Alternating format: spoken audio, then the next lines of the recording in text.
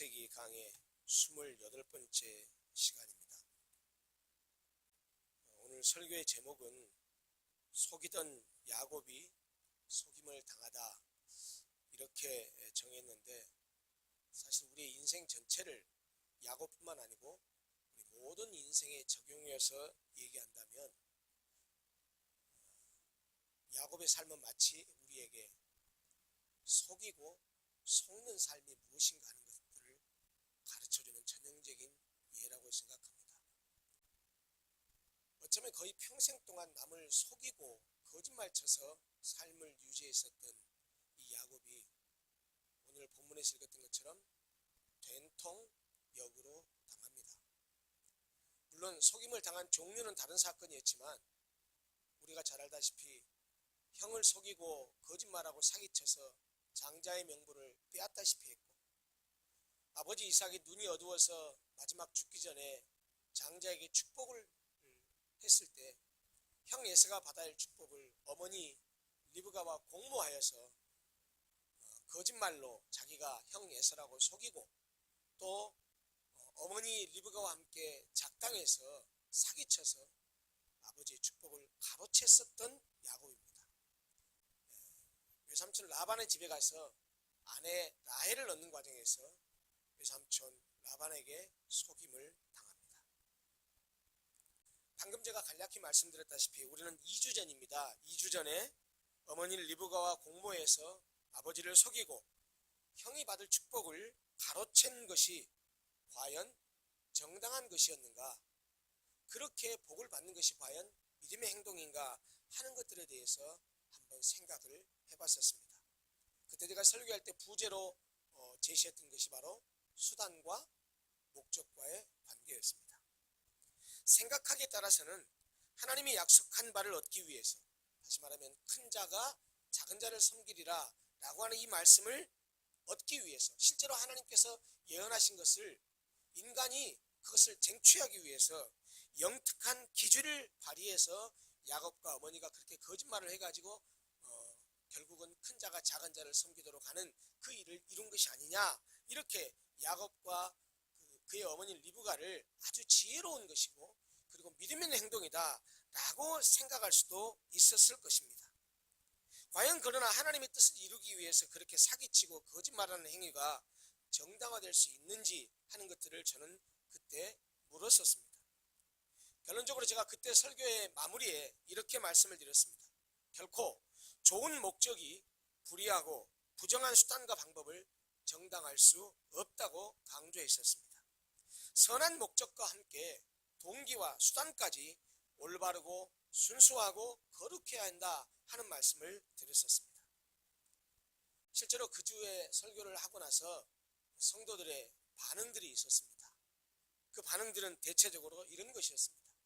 그동안 신앙생활을 오랫동안 하면서 야곱의 그 행동에 대해서 아주 지혜로운 행동이고 하나님의 약속하신 그 복을 얻기 위해서 이렇게 기질을 발휘한 것이라고 말하면서, 그게 왜 야곱이 잘못한 것입니까? 실제로 야곱의 그 이후의 행적을 보면 4명의 아내를 통해서 12명의 아들이나 얻었고, 그 12명의 아들이 나중에 장차 이스라엘 12지파의 조상들이 되지 않았습니까?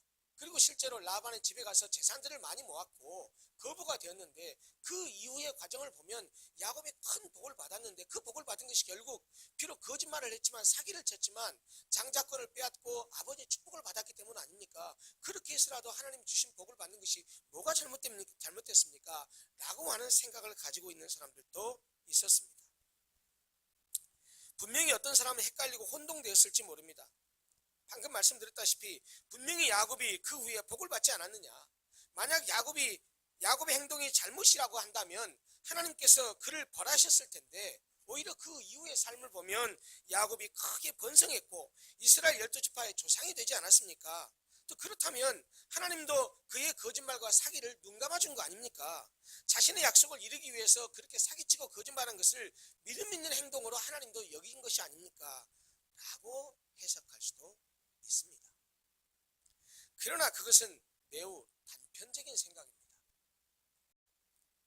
사실 야곱이 그렇게 속이고 거짓말하고 사기쳐서 장자의 명분을 빼앗고 아버지의 축복을 가로챈 그 이후의 삶을 전체적으로 보면 그가 결코 그렇게 받은 복이, 물론 하나님께서 계획하신 일을 하나님 당신은 이루어 가시지만 야곱의 입장에서 보면 그렇게 하지 말았어야 될 일이라는 사실을 그의 행적을 보면 추적이 가능합니다. 그 이후에 야곱의 전 생애를 살펴보면 한마디로 말하면 그 거짓말과 속임수에 혹독한 대가를 치릅니다. 실제로 오늘 설교의 제목처럼 그렇게 속이던 야곱이 심은 대로 거둡니다. 된통당하게 속임을 당합니다. 그가 12명의 아들을 얻어서 이스라엘 12지파의 조상이 되고 외삼촌 라반의 집에서 큰 재산을 모으게 된 것은 그의 속임수의 행동이 정당해서가 아니라 아무리 인간이 하나님의 계획을 어그러지게 해도 그런 인간들의 실수와 잘못과 상관없이 자신의 약속을 신실하게 지키시는 하나님 아버지의 전적인 은혜 때문이지, 그것이 야곱이 행한 속임수가 잘 돼서 그런 복을 받은 것이 아니라는 사실을 기억해야 됩니다. 이 버러지 같은 야곱을 하나님이 직접 찾아오지 않으셨습니까? 버러지 같은 야곱을, 버러지 같은 우리 인생들을 하나님께서 직접 찾아오신단 말이에요.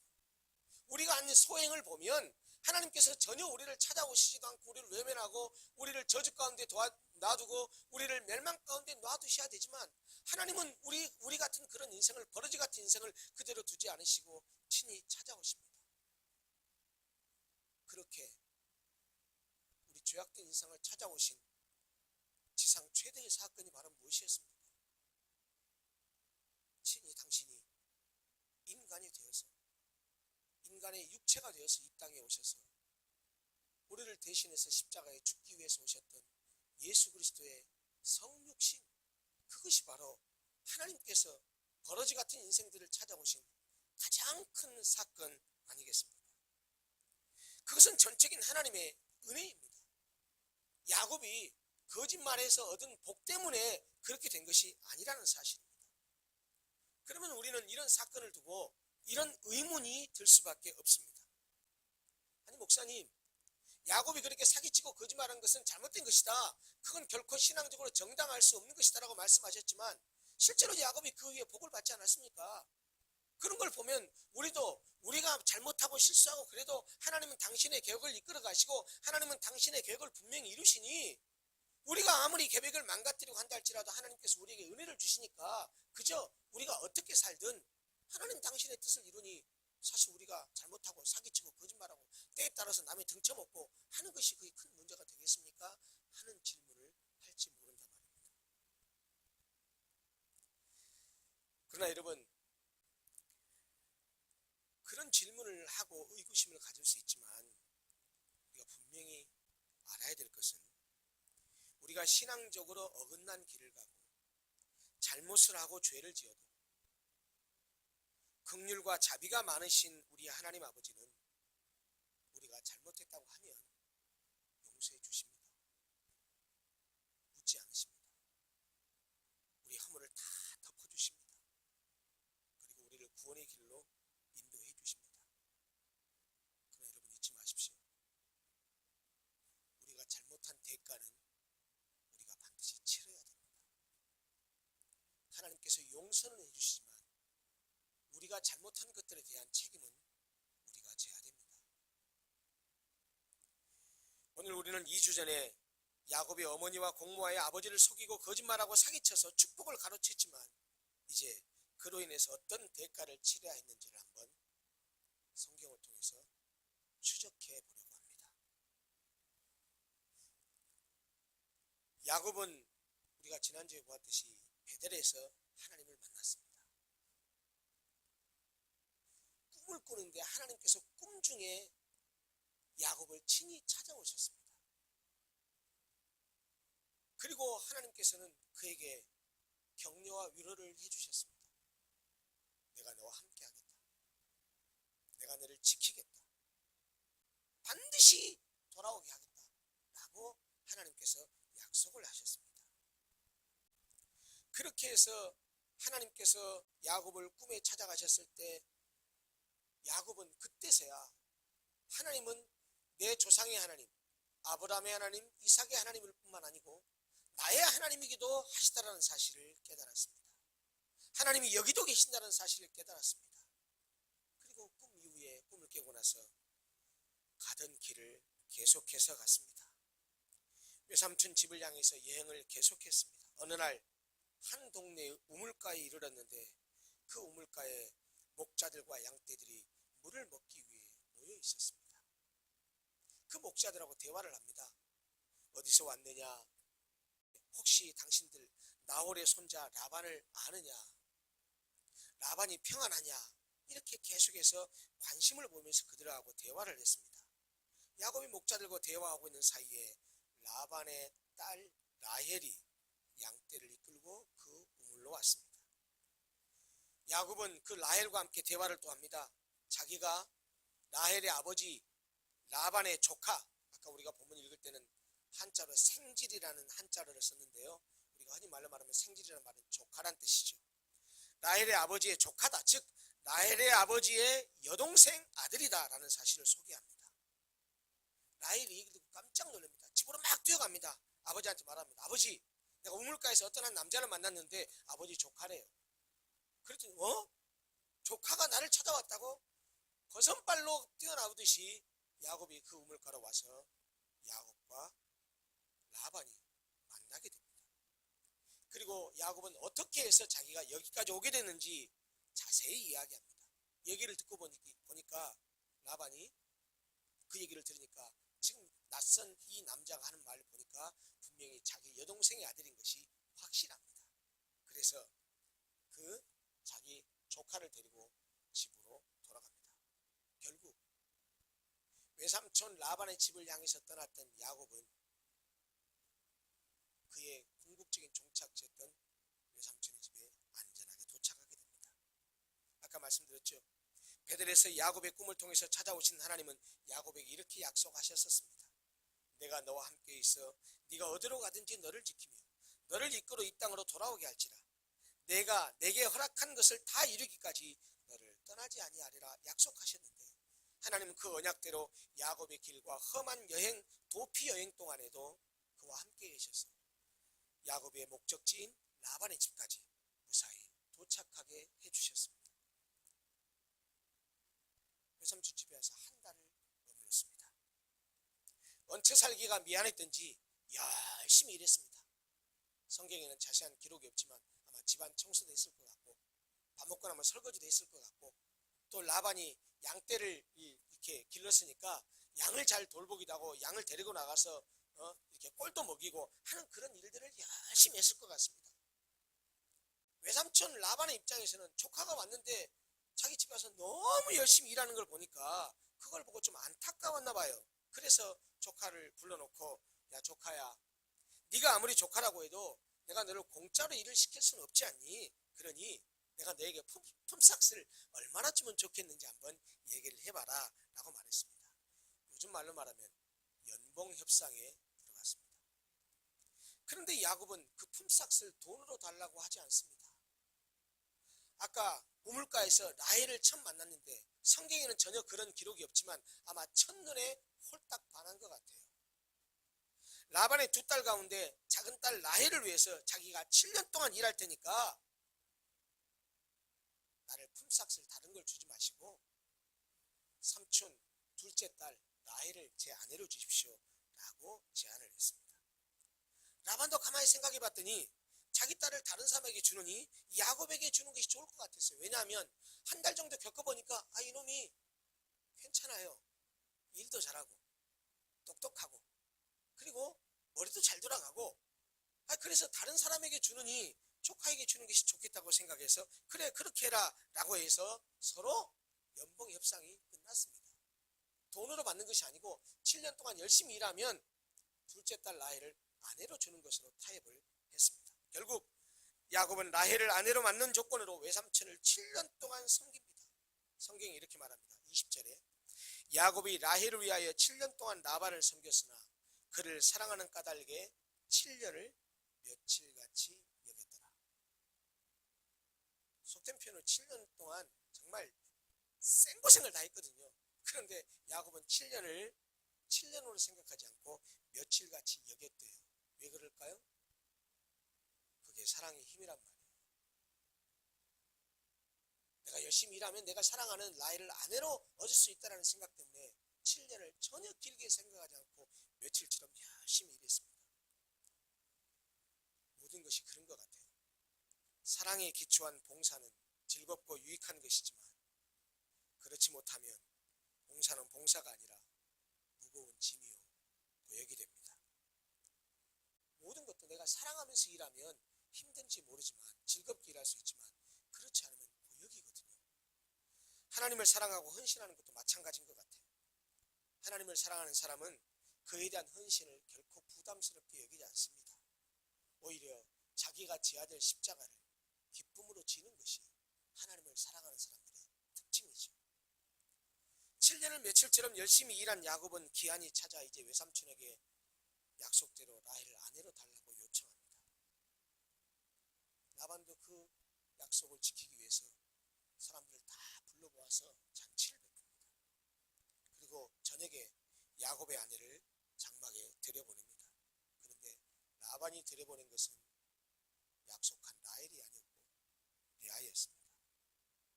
한마디로 말하자면 야곱은 외삼촌 라반에게 속은 겁니다. 라반은 야곱을 속인 겁니다.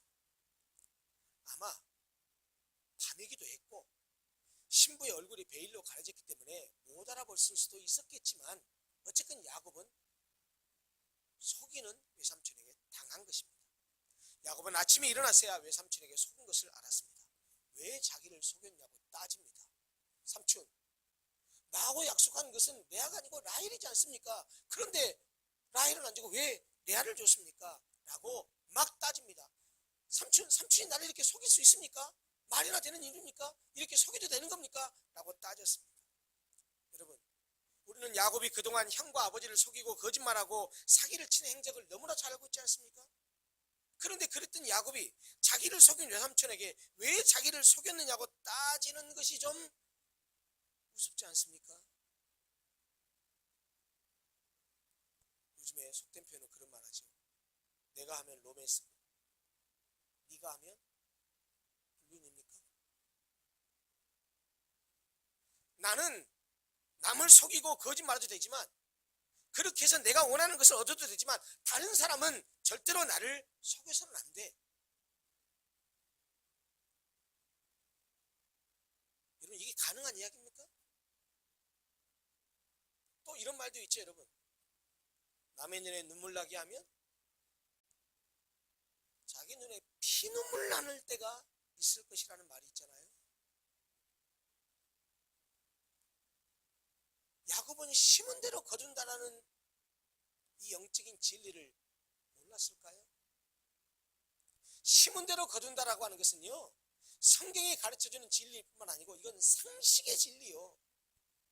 이거는요 보편적이고 일반적인 진리입니다. 콩 심은 데 콩 나고 팥 심은 데 팥 나듯이요. 심은 대로 거둡니다. 내가 거짓말을 심었으면 거짓말 얻습니다. 내가 사기를 쳤으면 사기 당합니다.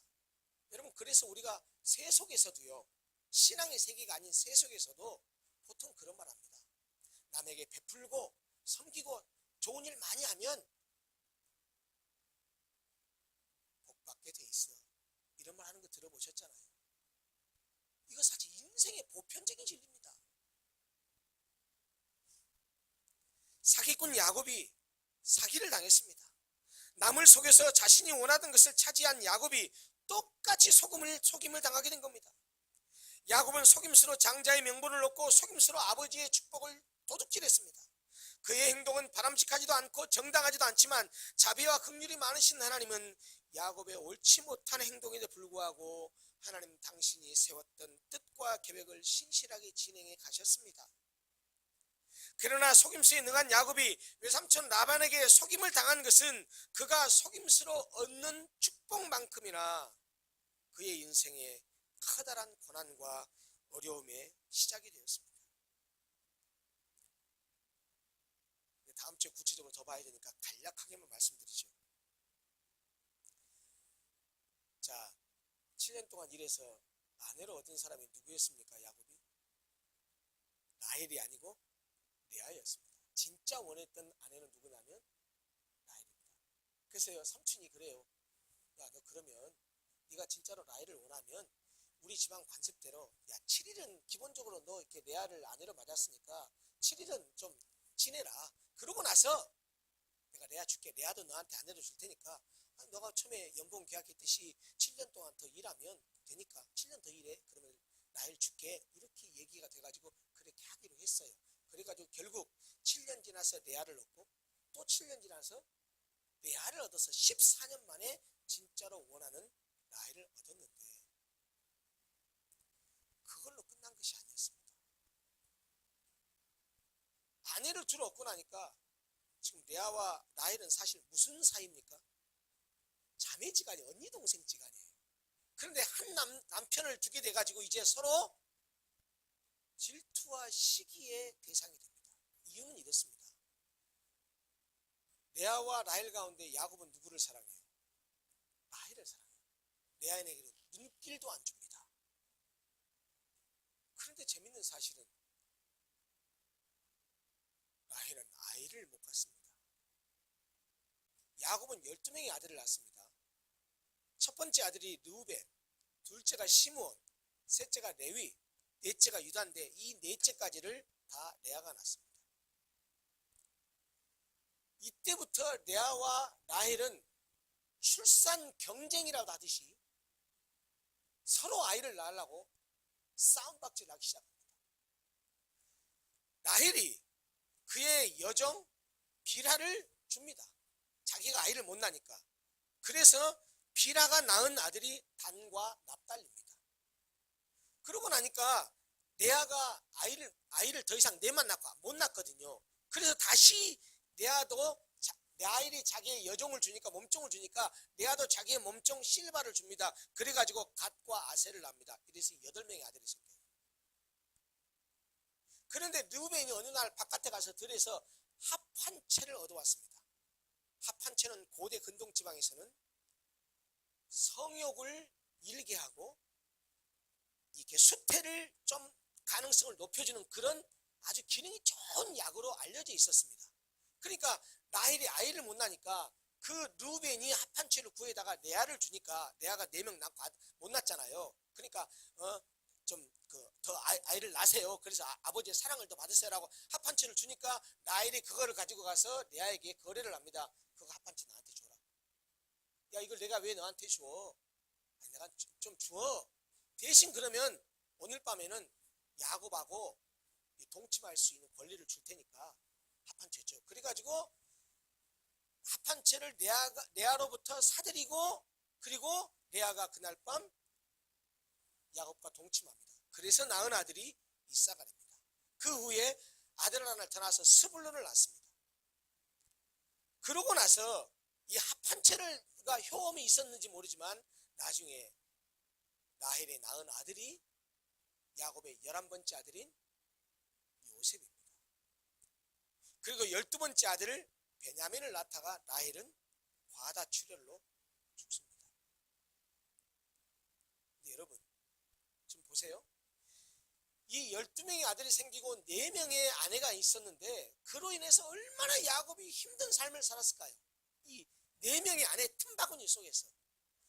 나중에 창세기 말미에 가면 보겠지만 47장에 가면요, 요셉이 야곱을 불러들여서 야곱이 바로왕 앞에 섭니다. 바로왕이 야곱에게 묻습니다. 네 나이가 몇이냐? 그랬더니 내 나이가 130입니다. 근데 내가 조금밖에 못 살았어요. 우리 조상에 비하면 나는 굉장히 짧게 산 겁니다. 그런데 우리 조상들은 나보다 많이 살았는데 내가 짧은 인생을 살았는데 그 다음 뭐라고 하는지 아세요? 내가 험악한 세월을 보냈습니다. 그게 야곱 자신의 고백이었습니다.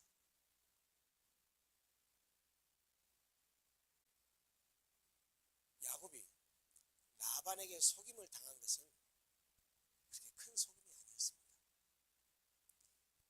역대급 사기를 당하는데요, 역대급 속임을 당하는데 누구에게 속임을 당하냐면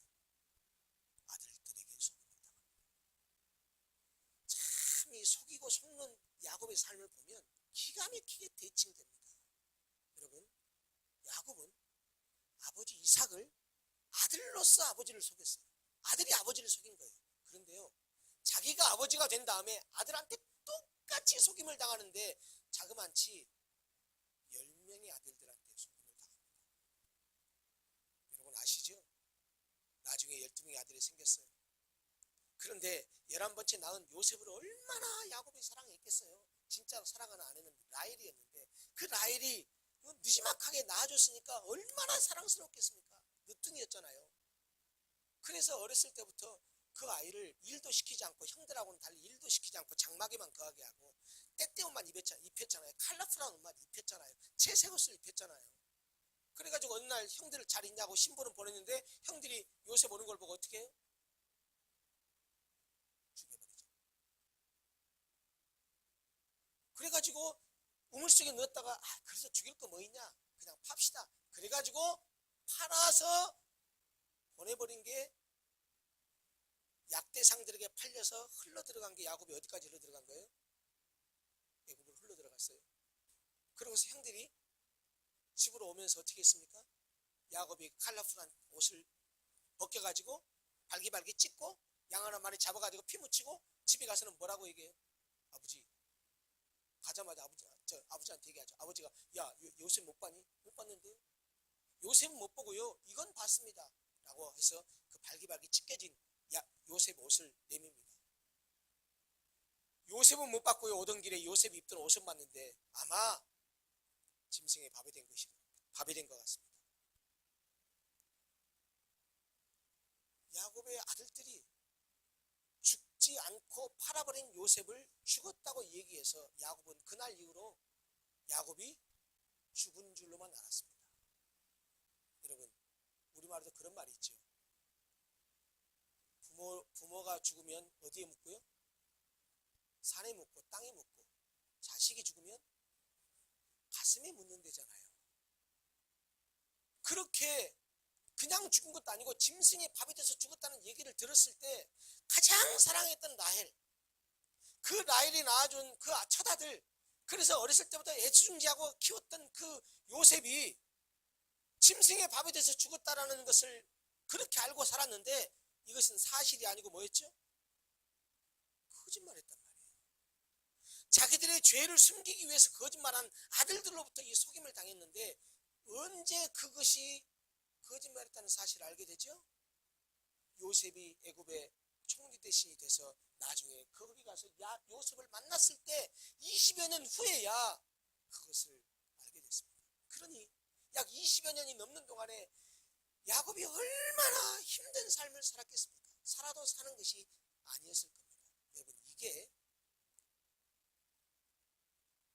형을 속이고 아버지를 속였던 야곱이 받았던 대가입니다. 사랑하는 성도 여러분, 형과 아버지를 속였던 야곱은 외삼촌에게 속임을 당했을 뿐만 아니고 그 일로 인해서 외삼촌에게 속임을 당해서 4명의 아내를 얻게 됐지만 나중에 12명의 아들을 낳게 되죠. 그런데 방금 말씀드렸듯이 자신의 아들들에게도 철저하게 속임을 당합니다. 참 재밌지 않습니까? 이 재밌다라는 말이 좀 어떻게 들릴지 모르겠지만 아들로서 아버지를 속였던 야곱이 똑같이 자기가 아버지가 돼서 아들들에게 똑같이 속임을 당하고 험악한 인생을 살게 됩니다.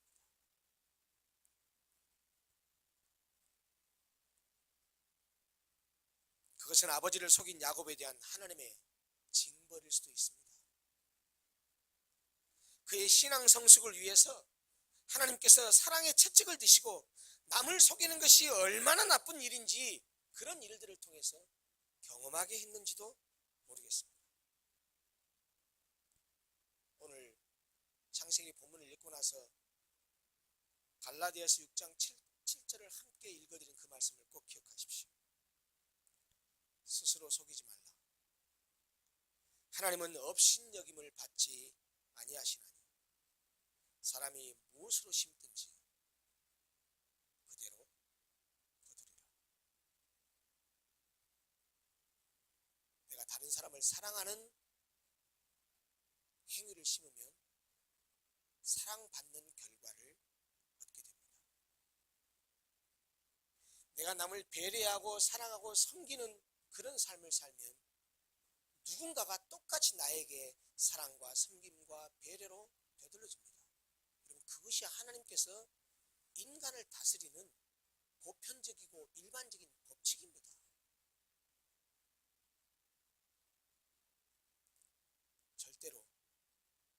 절대로 신앙의 명분을 내세우면서 얄팍한 속임수를 쓰거나 겉으로는 좋은 말, 겉으로는 굉장히 신사적인 말을 하지만 속에는 전혀 딴 생각을 품면서 뒤통수 치고 세속적인 말로 표현할 때 뒷담화 깔라고 하지 마십시오. 하나님께서 절대로 원하는 삶이 아닙니다. 속이고 살았던 야곱이 철저하게 속임을 당했던 것처럼 우리의 인생이 야곱의 이런 전체를 밟지 말고 하나님 앞에 신실하게 살고 하나님 앞에 정직하게 살고 하나님 앞에 솔직하고 거룩하게 살아서 하나님이 주시는 복과 은혜를 풍족하게 누리는 삶을 살았으면 좋겠습니다. 야곱처럼 속이던 야곱이 속는 그런 야곱이 되지 말고 진실하게 대하고 사랑하고 배려하고 남을 항상 이렇게 존대해주는 그런 삶을 살아서 그런 삶을 산 사람이 다른 사람으로부터도 그런 고귀한 존귀함을 받는 그런 삶을 살아서 우리 모든 주변 사람들에게도 하나님을 믿는 하나님 나라의 백성으로서의 삶을